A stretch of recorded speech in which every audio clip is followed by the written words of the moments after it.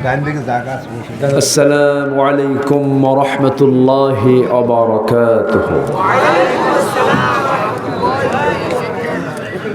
إن الحمد لله الأكرم الذي خلق الإنسان وكرم وعلمه من البيان ما لم يعلم،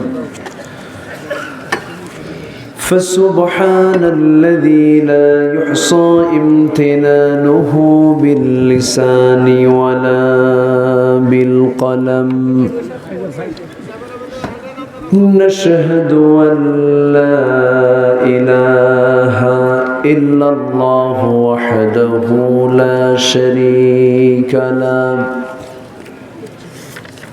ونشهد أن سيدنا وحبيبنا ومولانا محمدا عبده ورسوله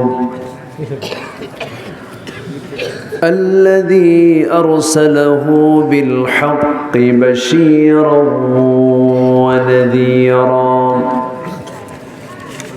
وداعيا إلى الله بإذنه وسراجا وقمرا منيرا.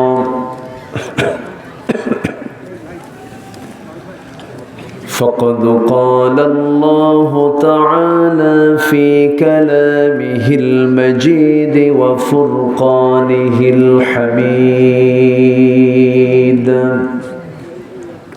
أعوذ بالله